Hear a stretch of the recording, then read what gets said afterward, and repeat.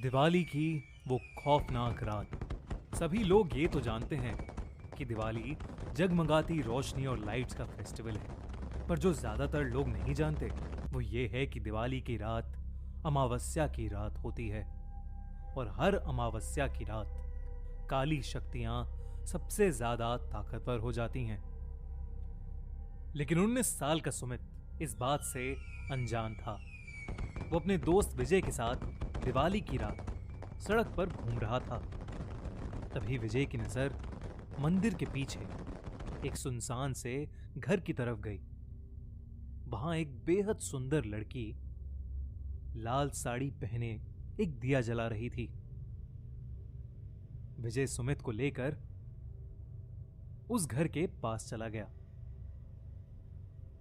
जैसे ही दोनों वहां पहुंचे, उन्होंने देखा कि पूरा घर दियों से सजा था। उन्हें बालकनी में खड़ी वो सुंदर लड़की नजर आई। उसने फिर से वही मन लुभाने वाली मुस्कान देकर दोनों को अंदर बुलाने का इशारा किया। घर अंदर से भी उतना ही बखूबी सजा हुआ था जैसे बाहर से। टेबल पर खाने की अलग अलग चीजें रखी हुई थीं। सुमित टेबल से एक लड्डू उठाकर खाने लगा, पर उसके हाथ से वो गलती से नीचे गिर गया। जैसे ही सुमित लड्डू उठाने के लिए झुका, उसने देखा कि टेबल के नीचे एक भयानक काली परछाई थी, जो सुमित को देखते ही कहीं गायब हो गई। सुमित जैसे ही विजय को यह बताने ऊपर उठा, उसने देखा कि विजय सीढ़ियों के ऊपर खींचा चला जा रहा था। सुमित बेहद घबराने लगा था। उसे अचानक घर में पायल की आवाजें आने लगीं, जैसे कोई लड़की एक कमरे से दूसरे कमरे में जा रही हो। सुमित उस आवाज के पीछे पीछे सीढ़ियों से ऊपर चला गया, लेकिन ऊपर जाते ही उसे एक कमरे के अंदर पंखे से लटकी हुई एक लाश दिखी। सुमित उस लाश का चेहरा देखकर बुरी तरह कांपने लगा, क्योंकि वो किसी और की नहीं बल्कि विजय की ही लाश थी। सुमित डरते डरते पीछे मुड़ा तो उसके ठीक सामने वही सुंदर लड़की खड़ी थी और उसे देखकर मुस्कुरा रही थी। पर इस बार सुमित को वो मुस्कान मन लुभाने वाली नहीं, बल्कि बेहद डरावनी लग रही थी। अचानक घर की सारी लाइट्स बंद हो गईं। वो घर धीरे धीरे एक खंडर में बदल गया। वो लड़की अब भी सुमित को देखकर मुस्कुरा रही थी।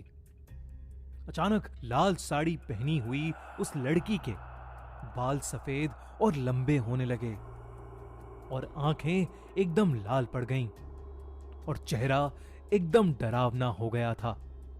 सुमित उसे देखकर एकदम सुन्न पड़ गया था। वो लड़की हाथ में चाकू लिए सुमित की तरफ बढ़ रही थी।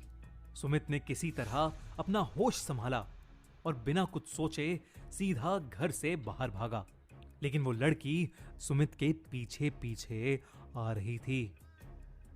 उस लड़की ने सुमित को मारने के लिए अपना हाथ उसकी तरफ बढ़ाया, लेकिन सुमित तब तक बाहर निकल गया था।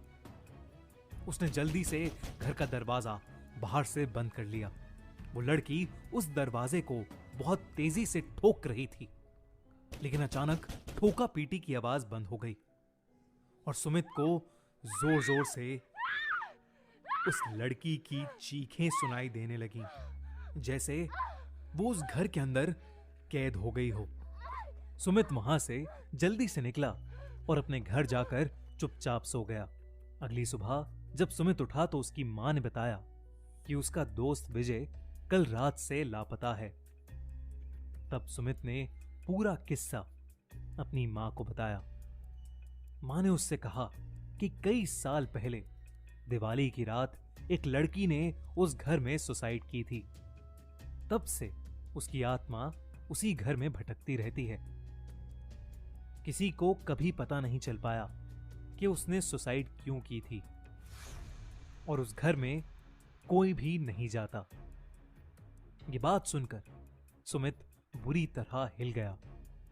वो ये यकीन करना चाहता था कि जो भी उसके साथ हुआ वो सब एक बुरा सपना था, लेकिन उस रात के बाद उसका दोस्त विजय कभी वापस नहीं आया और सुमित को आज भी दिवाली की वो खौफनाक रात और उस लड़की की भयानक चीखें सोने नहीं देती।